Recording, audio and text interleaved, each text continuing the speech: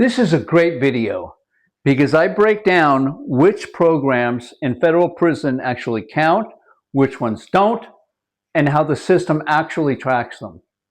When you first get to federal prison, everybody tells you to take classes, but nobody explains the difference between a class that helps pass the time, a class that earns first step back credits like RDAP that actually changes your release date, and classes that can earn you a certificate for a better job after prison.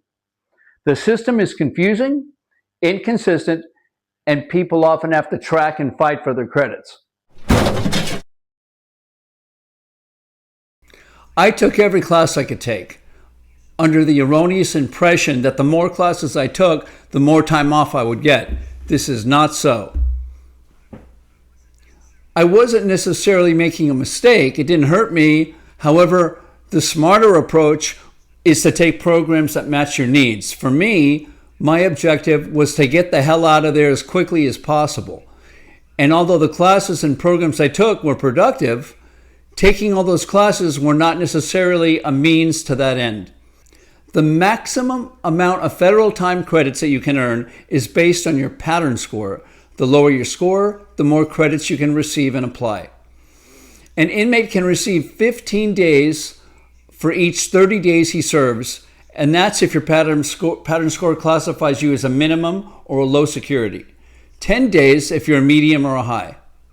Most people, like me, going to federal prison obsess over programs, but most don't understand which ones count, which ones don't, and how the system actually tracks them.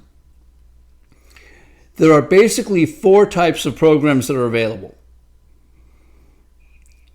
EBRR programs, or evidence-based recidivism reduction programs, PAs, or productive activities, apprenticeship programs.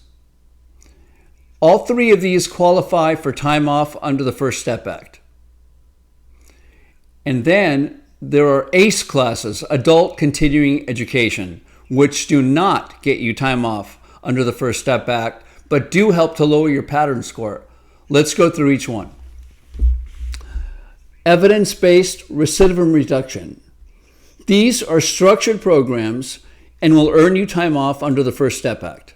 These include parenting programs, the Inside Out Dad program, post-secondary education programs like ACT Work Keys, reentry skill programs like the Resume Writing and Interview Skill program, mock job fair programs.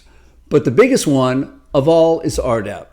This one is not only an EBRR, but earns you an extra 12 months off on top of that. That's because this 9-month program is intense. Yes, I take full responsibility for engaging in a criminal thinking error by attempting to sneak food out from the chow hall. I did an entire video on RDAP that you should watch. You actually move into a separate unit, have community and small group meetings every day, and as the place, as you can see, is immaculately clean. Then there are productive activities. These also earn you First Step Back time credits.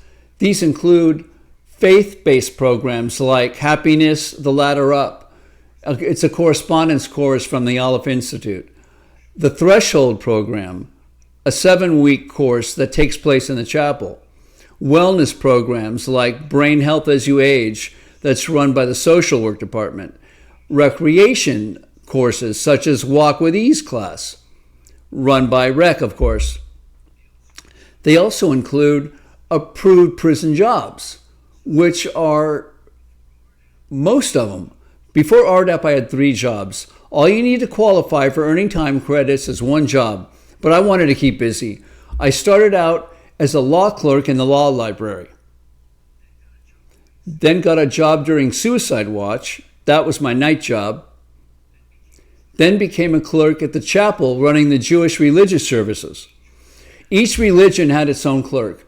The Jehovah's Witnesses, Wicca, Protestant. My friend Jumper ran the Catholic services, and my friend Dullknife ran the Native American program.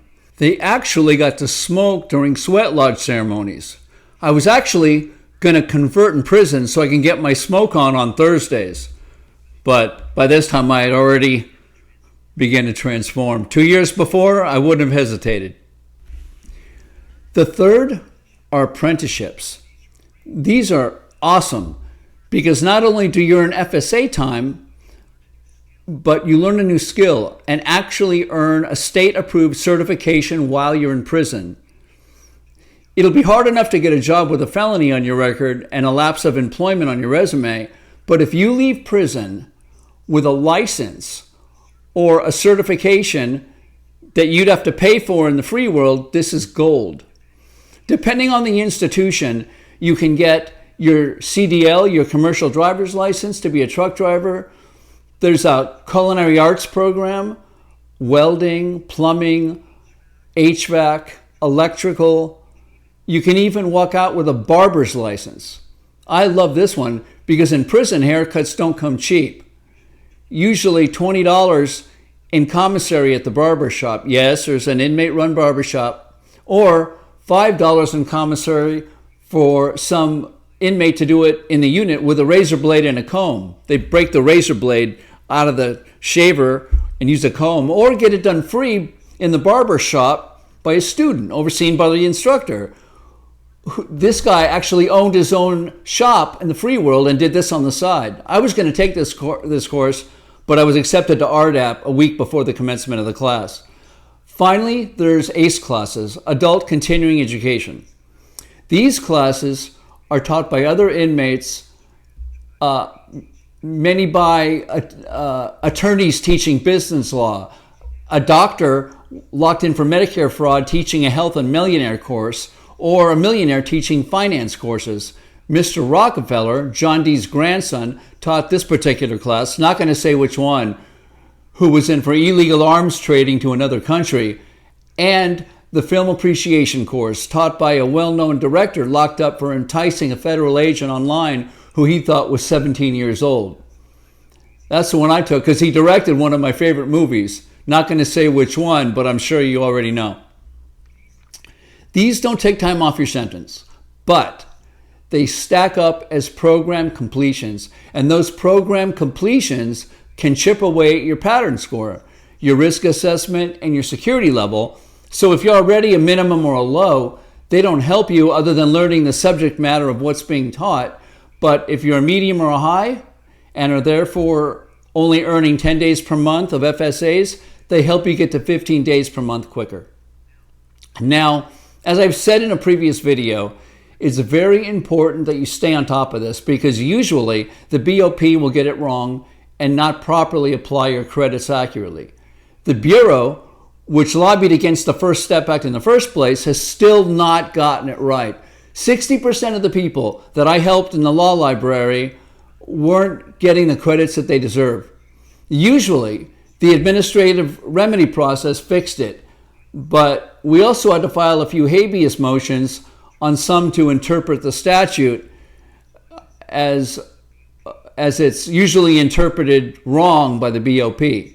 It's complicated. Every 6 months, you're teamed. This is when your unit team, your counselor and or your case manager reviews your case, security level, requested transfers, disciplinary status, program eligibility, and any other concerns that you may have. Always ask for your FSA time credit assessment sheet because they will not give it to you unless you ask. And make sure that all your work, programs, and activities are properly credited and applied towards your sentence calculations. You should see that date move closer and closer every month. When you see your name on the call-out sheet for the next day to be teamed, always bring all your certificates with you and a list of questions and concerns that you might have. They'll try to rush you through in 5 minutes, and if you miss the opportunity, you'll have to wait another 6 months to get teamed. I hope this video has brought some clarification to your understanding of the system. It's what my entire channel is about. If you need personal assistance or additional information or clarification, you can leave a message below in the comments section or send me a personal message under the contact tab on my website, thehighcost.com. This is a new channel and it would help me tremendously if you subscribe. At this time, I'm not charging anything for what I offer, only to ask that you subscribe. Thank you for watching, and I'll see you next time.